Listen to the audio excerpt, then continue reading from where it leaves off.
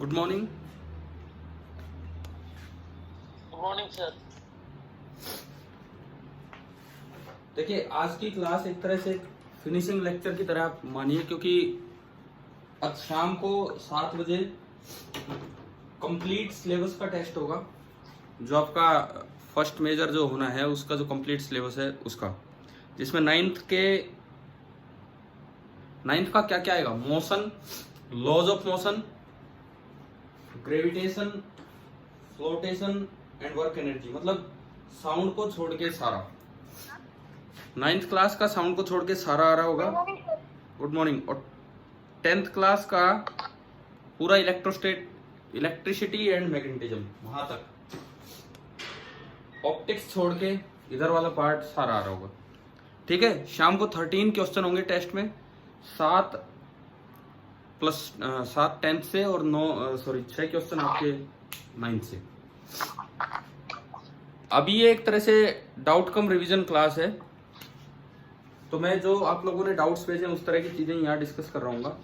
सबसे पहले एक बच्चे ने पूछा कि वेलोसिटी ऑफ सेपरेशन कैसे निकालते हैं।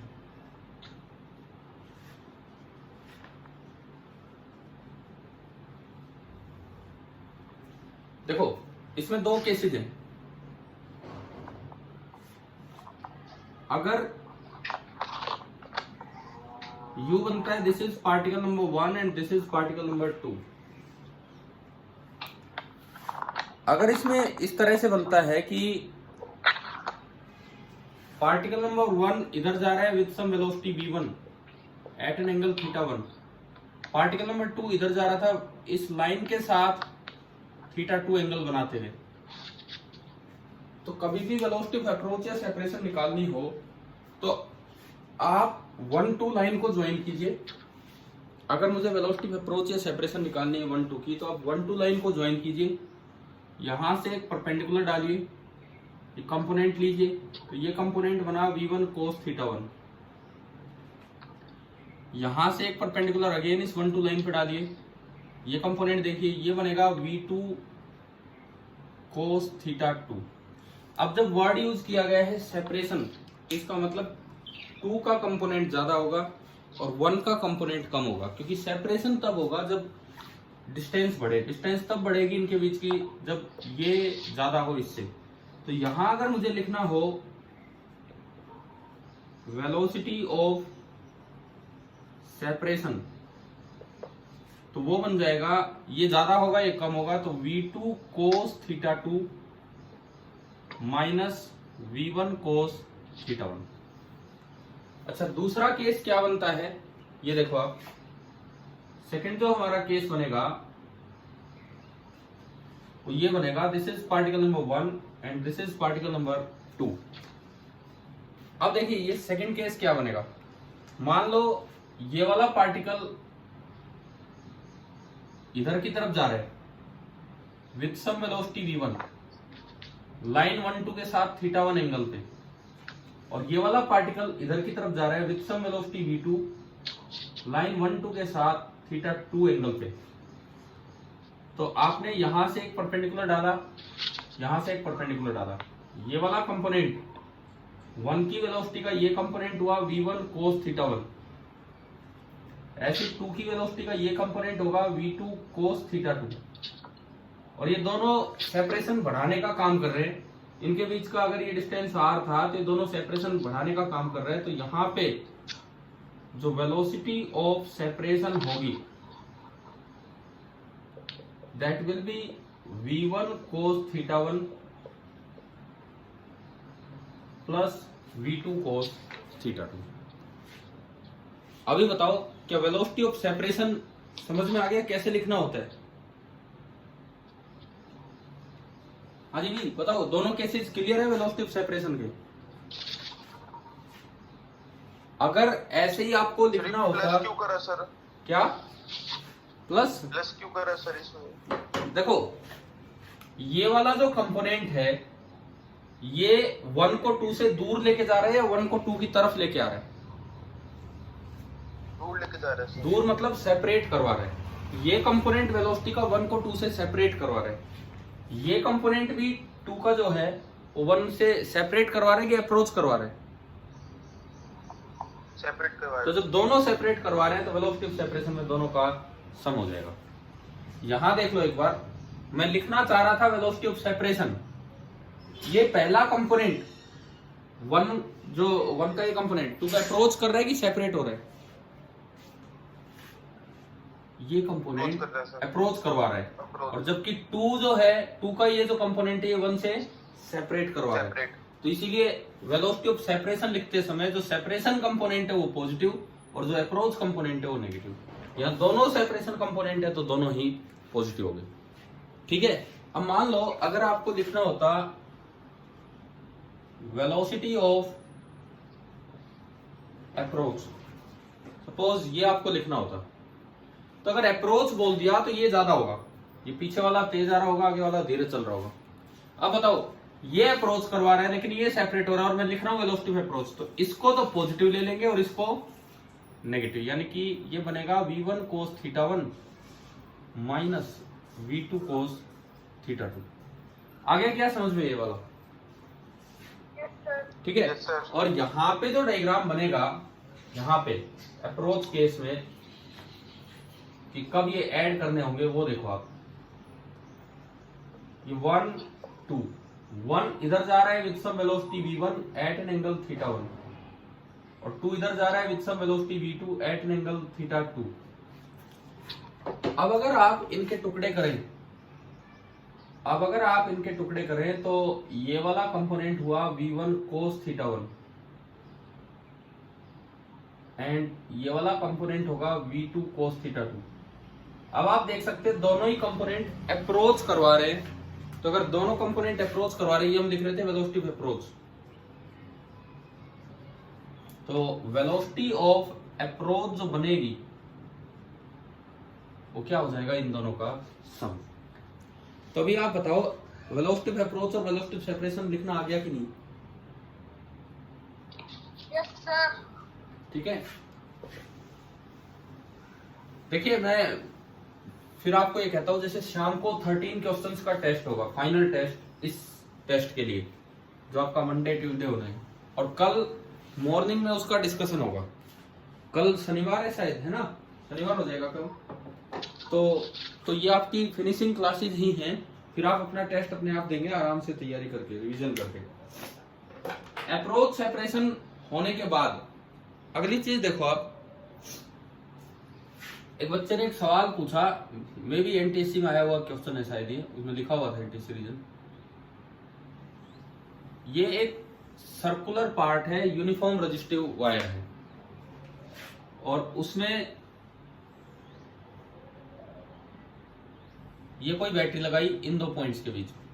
ये ब्लैक कलर वाली वायर, ये कनेक्टिंग वायर ना होके इसकी एक रेजिस्टेंस है, ये बीच का जो सर्कुलर पार्ट है इसकी एक रेजिस्टेंस है।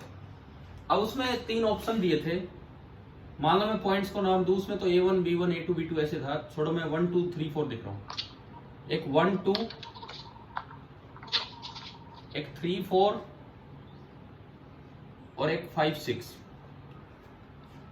मान लो ये कोई बैटरी है जिसका EMF E है और इंटरनल रेजिस्टेंस है R, और ये जो सर्कल वाला पार्ट है इसकी टोटल रेजिस्टेंस है R, सर्कल वाले पार्ट की टोटल रेजिस्टेंस है R।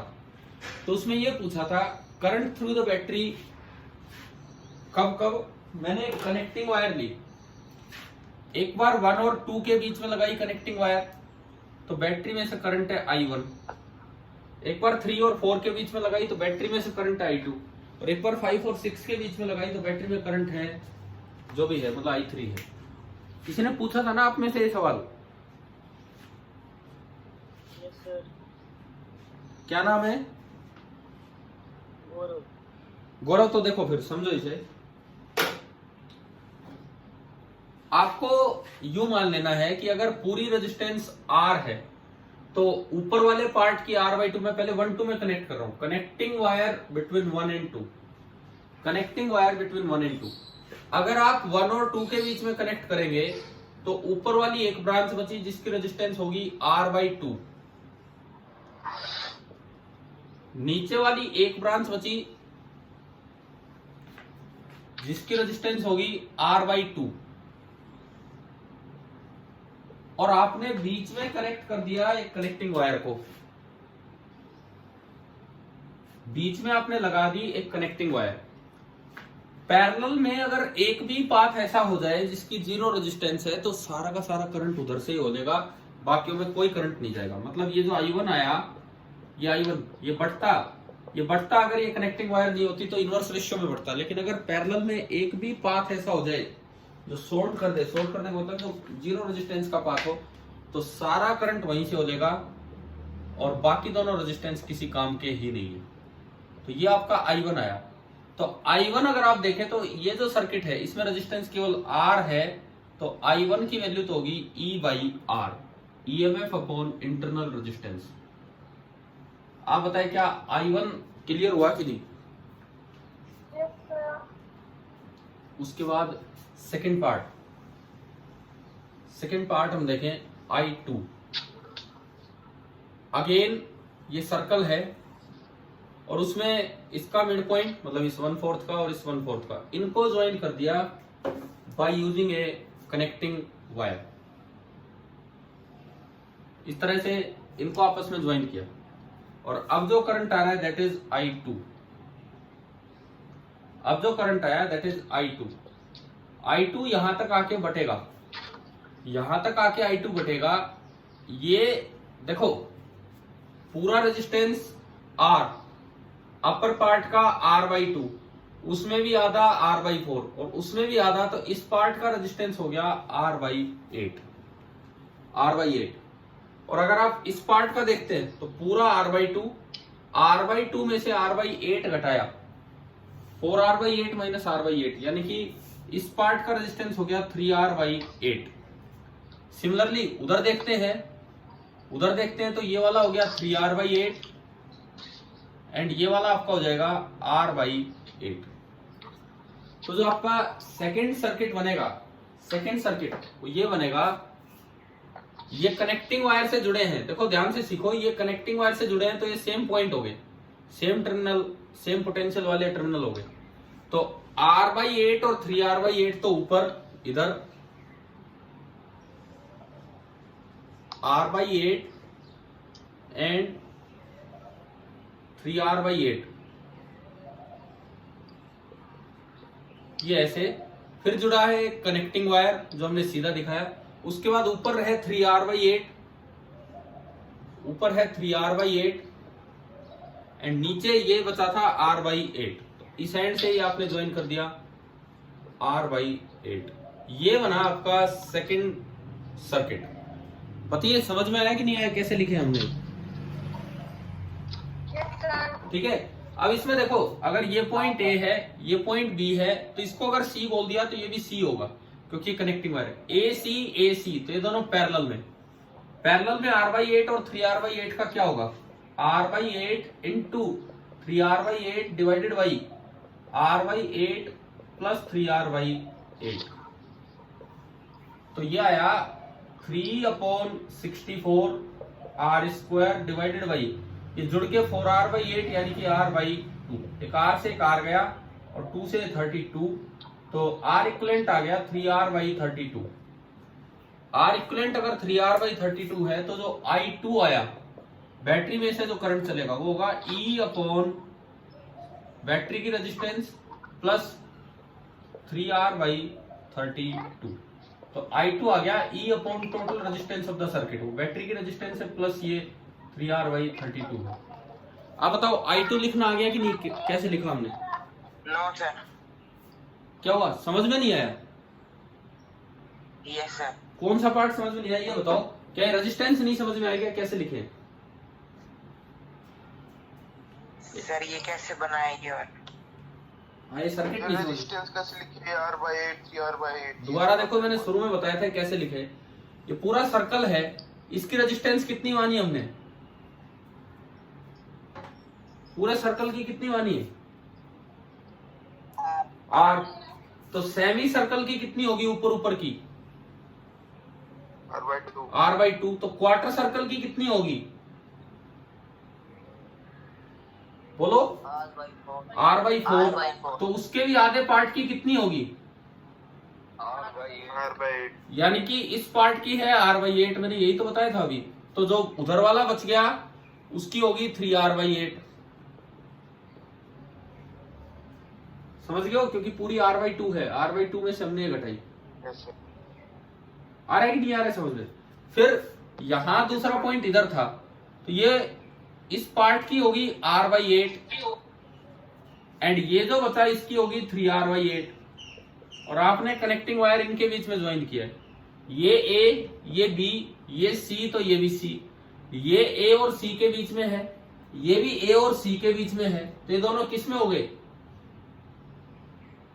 पैरेलल पैरेलल में होता है R1 R2 upon R1 plus R2। तो मैंने यही तो किया है यहाँ पे, है ना।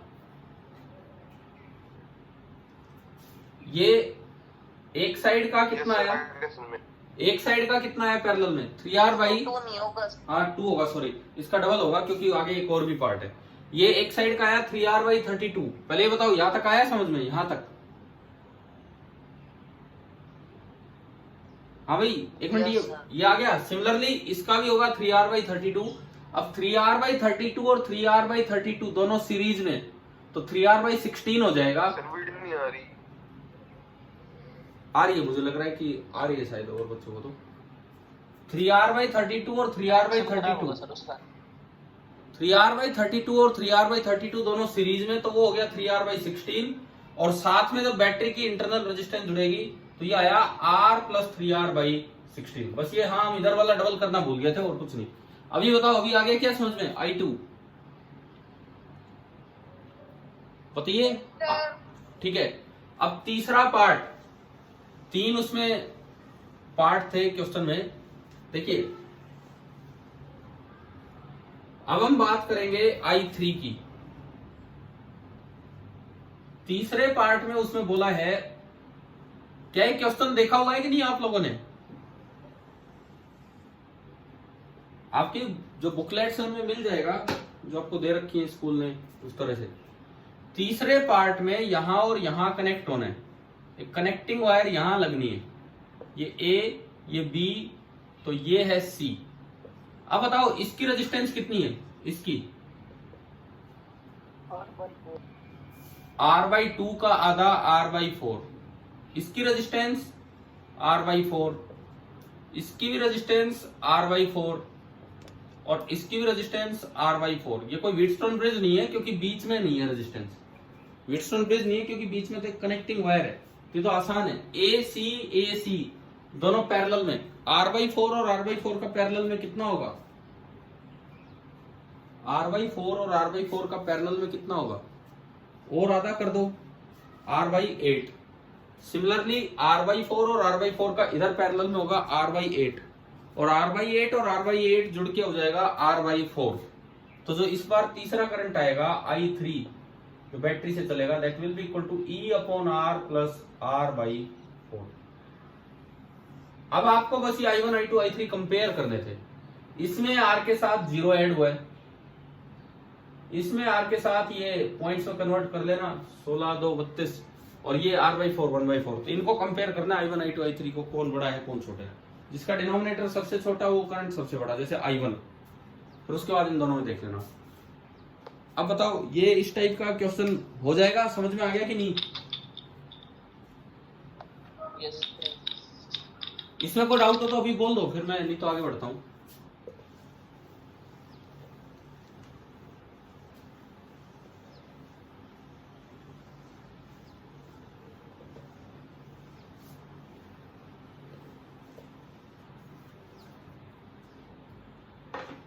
अच्छा इसके बाद सुनो, आप एक बार अपना रिवीजन इस तरह से लेके चलना। देखिए मैं इसमें जिसको जो डाउट आए अभी बोलते चलना, कोई भी टॉपिक हो या कुछ भी हो। मोशन तो हमने सबसे ज्यादा टाइम दिया है इस रिवीजन टाइम में। लॉज ऑफ मोशन, जिसमें कंस्ट्रेंट मोशन मैंने कोई ली है क्लास की? नहीं ली है कंस्ट्रेंट मोशन की, पिछली क्लास में बता दिया था। क्या पिछली क्लास में कंस्ट्रेंट मोशन जैसे क्वेश्चन करवाए हैं कि नहीं करवाए? जैसे एक बच्चे ने ये क्वेश्चन भेजा हुआ था,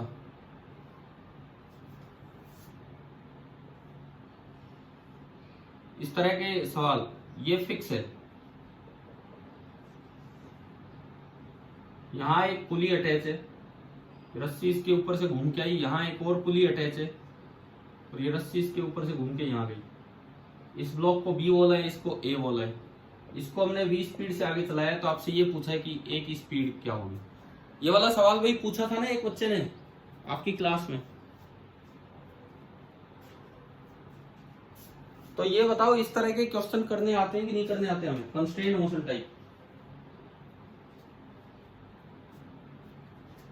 बोलिए, जवाब दीजिए।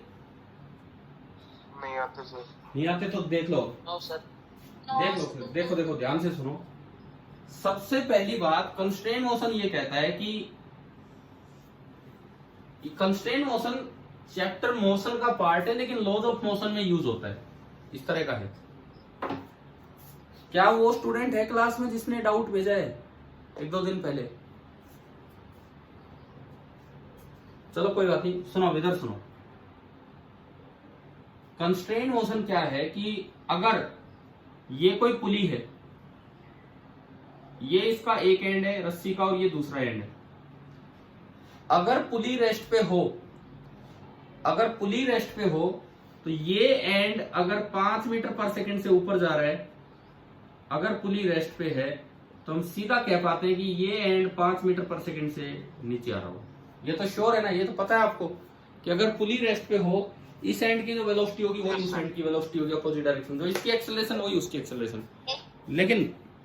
लेकिन अब सुनो, अगर पुली भी मोशन में हो, जैसे लिफ्ट के अंदर ये सारा मैटर है और लिफ्ट ऊपर जा रही है, तो बाहर से देखने वाले को लगेगा कि लिफ्ट का हर एक मटेरियल ऊपर जा रहा होगा, ये एंड भी ऊपर जा रहा होगा, वो एंड भी ऊपर जा रहा होगा और पुली भी ऊपर जा रही होगी। तो ऐसे में क्या रिलेशन बनता है? तो एक पुली कंस्ट्रेंट हमें ये बताता है कि अगर ये एक एंड है, ये दूसरा एंड है रोप का, एंड की स्पीड वही होती है, एक रोप के एंड की स्पीड वही होती है जिसके साथ वो एंड अटैच हो। ब्लॉक के साथ अटैच है तो जो ब्लॉक की स्पीड है वही होगी। मान लीजिए ये पुली ऊपर जा रही है with some speed vp, and number 1 ऊपर जा रहा है with some speed v1, and number 2 ऊपर जा रहा है विद सम स्पीड v2। आप एक डायरेक्शन को पॉजिटिव मान लीजिए,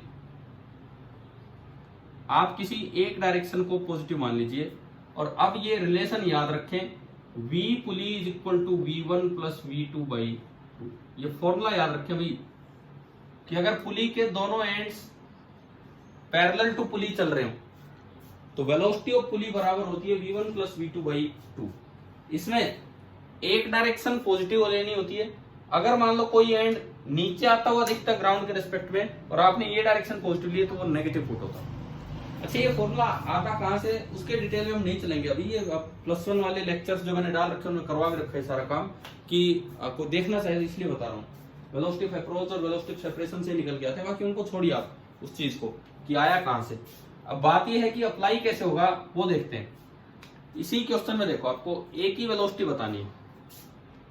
ये पहली पुली है, पुली नंबर 1। पुली नंबर 1 अटैच है ब्लॉक बी से। तो अगर मैं पुली नंबर 1 का डायग्राम बनाऊं तो क्योंकि ब्लॉक बी से अटैच है तो पुली P1 आगे जा रही है विद सम स्पीड v। जो b की स्पीड है वही P1 की स्पीड है। ये एंड फिक्स पॉइंट के साथ अटैच है, तो जब ये फिक्स पॉइंट चल नहीं सकता तो ये एंड भी चल नहीं सकता, तो ये एंड किस पे है? रेस्ट पे। तो एक एंड की वेलोसिटी तो 0 होगी। इस एंड की वेलोसिटी मुझे नहीं पता, तो पुली की तरफ ही आप मान लो v डैश। ये जो एंड है रस्सी का, इसकी स्पीड मुझे नहीं पता, तो आप पुली की तरफ ही मान लीजिए v डैश है। लगवाओ इक्वेशन, क्या बनेगी यहाँ पे इक्वेशन, कांस्टेंट इक्वेशन, ये वाली इक्वेशन, वेलोसिटी ऑफ पुली हाँ is equal to 0 plus v dash by 2। तो यहां से v डैश कितना आ गया? v dash is coming out to be 2v। आपका जो v डैश आया वो 2v आ गया। क्लियर? यहां तक तो आया ना सभी को समझ में? अब आप पुली नंबर 2 को देखें, पुली नंबर 2 को, ये पुली नंबर 2 है। इसका ये एंड, रस्सी का ये एंड अभी हमने निकाला, आगे जा रहा है v डैश से। ये वाला एंड v डैश से अभी निकल के आया जो कि 2v है। रस्सी का ये एंड बताओ कितनी स्पीड से जा रहा होगा? किससे अटैच है ऊपर वाला एंड? V और बी की स्पीड कितनी है? बी से अटैच है, बी की स्पीड कितनी है? v, यानी कि ये एंड आगे जा रहा है विद सम स्पीड v। तो इन्हीं की डायरेक्शन में पुली की स्पीड मान लो vp2। लगवाओ फिर से constraint relation. 2v plus v upon v2। हाँ, तो velocity of pulley 2 is v plus 2v upon 2, यानी कि आ गई 3/2v। अच्छा, जो पुली P2 है अगर वो चलेगी तो ब्लॉक को चलना पड़ेगा, क्योंकि पुली P2 ब्लॉक A के साथ टाइटली अटैच है, यहाँ पे अटैच है। इसका मतलब वेलोसिटी ऑफ ब्लॉक A कितनी आ गई? आंसर क्या आया? 3v/2। हाँ, 3v/2। मतलब आपने एक की वेलोसिटी देख के दूसरी की वेलोसिटी बता दी। इसे कहते हैं कंस्ट्रेंट मोशन, कि रिस्ट्रिक्टेड मोशन है, वो चलेगा तो इसको चलना पड़ेगा, एक रिस्ट्रिक्शन है इसके ऊपर। और कोई न्यूटन्स लॉ की जरूरत नहीं पड़ी, आपने वैसे ही सवाल का जवाब दे दिया, दिस इज कंस्ट्रेंट मोशन। अभी बताओ, क्या ये वाला पार्ट आया समझ में कि नहीं आया? यस सर, आगे सुन। ठीक है, Yes, sir. अब मान लो मैं Yes. आपसे एक और क्वेश्चन पूछ लेता हूं इसी में। जो वेलोसिटी में फॉर्मूला वैलिड है वो एक्सेलरेशन में भी वैलिड है। सेम फॉर्मूला एक्सेलरेशन में भी वैलिड होगा। देखिए, जैसे मान लो कहीं पे यूं दिखे,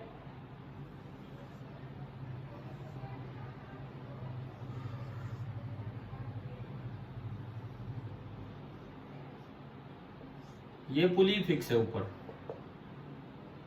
ये ब्लॉक नीचे आ रहा है 5 मीटर पर सेकेंड से।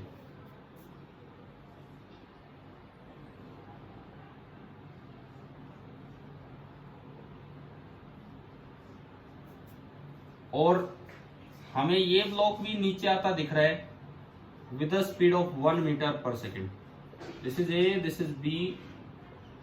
तो वेलोसिटी ऑफ सी आपको बतानी है कि कितनी होगी, ऊपर होगी नीचे होगी, वो सब देख के बताना है किधर होगी। वेलोसिटी ऑफ सी आपको बतानी है। कैसे करें?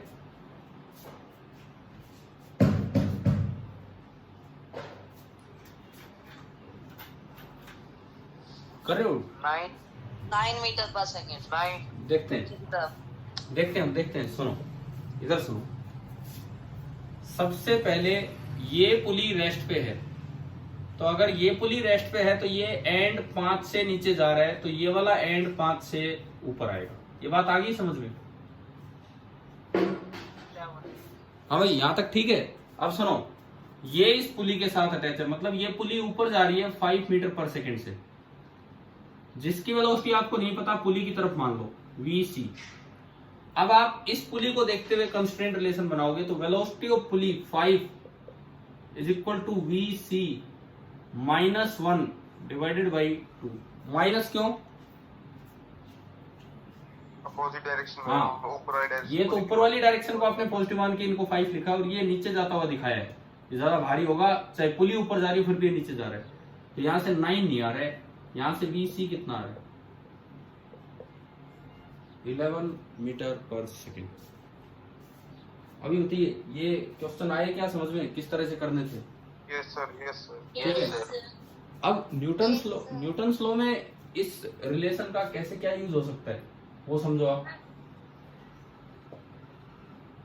सपोज ये एक पुली है, ये एक ब्लॉक है 2 kg,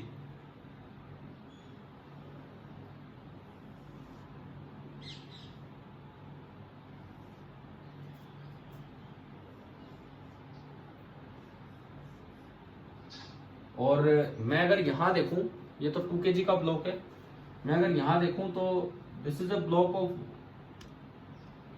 3 kg and this is a block of 6 kg। ये आपको इंफॉर्मेशन दी है, और आपको इसमें तीनों ब्लॉक्स की एक्सेलरेशंस निकालनी है, कितनी होगी, कैसे निकालें तीनों ब्लॉक्स नीचे जा रहा है क्या ये? क्या? ये वाला ब्लॉक नीचे जा रहा है इसमें? कुछ नहीं दिया हमें, कुछ भी नहीं दिया, बस यूं छोड़ दिया और यूं कहा कि तीनों की एक्सेलरेशन बताओ क्या होगी, मतलब A1 A2 A3 क्या होगी। सपोज इसकी एक्सेलरेशन मैंने A1 मानी, ये पुली रेस्ट पे, तो इसकी एक्सेलरेशन भी नीचे कितनी होगी, A1। ये नीचे जा रहा है तो आप इसकी नीचे A2 मान लो, और इसकी एक्सेलरेशन नीचे A3। इस रस्सी में टेंशन मान लो T1 और इस रस्सी में टेंशन मान लो T2। अब देखो 5 वेरिएबल हो गए मेरे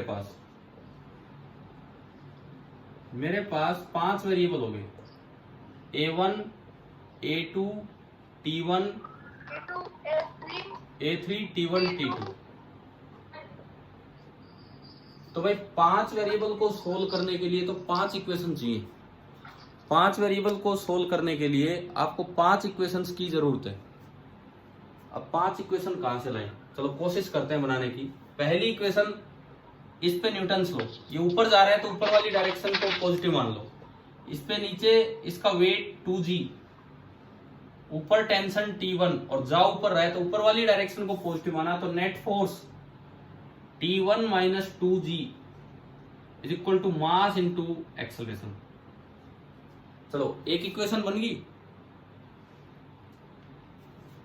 अभी बताओ आगे क्या समझ में? पहली इक्वेशन ठीक है। दूसरी इक्वेशन, इधर आओ, इस पे ये नीचे आ रहा है, इस पे नीचे 3g और इस रस्सी में टेंशन है T2, तो ऊपर T2 और नीचे वाली डायरेक्शन को पॉजिटिव मान लो, तो 3g minus T2 is equal to 3 into A2, equation number 2। तीसरी इक्वेशन, उस पे ये 6g माना था हमने, नीचे 6g ऊपर T2 और ये जा नीचे रहे ग्राउंड के रिस्पेक्ट में, तो 6g minus T2 is equal to 6 into A3, equation number 3। अब वेरिएबल 5 है, इक्वेशन 3 ही बनी, तो 2 और इक्वेशन कहां से लेके आऊं? ये पुली और रस्सी सारी मासलेस होती है इन सवालों में। सुनो, चौथी इक्वेशन आप बनाओ इस मासलेस पुली से। ये जो मासलेस पुली है इसका वेट तो होता नहीं है, इस पे ऊपर फोर्स लग रहा है, इधर की टेंशन T1, इधर से एक साइड की टेंशन T2 और इधर से एक साइड की टेंशन T2, रस्सी दोनों साइड से इसको खींच रही होगी। एक्सेलरेशन इसकी नीचे की तरफ है A1 और मास इसका है 0। बताओ क्या इक्वेशन बनेगी इस पे? नीचे वाली डायरेक्शन को मैंने पॉजिटिव लिया, 2T2 minus T1 is equal to 0 into A1, यानी कि twice of T2 is equal to T1, equation number 4। समझ में आया कैसे इक्वेशन बनाइए? हाजी भाई बताओ, फोर्थ इक्वेशन क्लियर होगी है कि नहीं? Yes sir. और पांचवी इक्वेशन वो कहां से आएगी? अब एक ही इक्वेशन बची है जिसके लिए हमने कंस्ट्रेंट पढ़ा। हाँ, ये इस पुली को आप देखो, इस पुली को, पुली नीचे आ रही है A1 से, ये एंड नीचे जा रहा है A2 से, वो एंड नीचे जा रहा है A3 से। तो बोलिए पांचवी इक्वेशन बोलिए क्या बनी? A1 is equal to A2 plus A3। तो मतलब जहां कहीं भी आप जाके अटकोगे कि इक्वेशन पूरी नहीं हो पा रही न्यूटन्स लॉ से, वहां जरूर इक्वेशन पूरी हो रही होगी किससे? कंस्ट्रेंट से। सोल्व हम नहीं कर रहे, सोल्व होते रहेंगे ये, लेकिन 5 वेरिएबल थे तो 5 इक्वेशन बनाने वाला काम हमने यहाँ पे पूरा किया। अभी बताओ क्या इतना आ गया क्या समझ में, कैसे किया ये? ठीक है। अच्छा अब ये है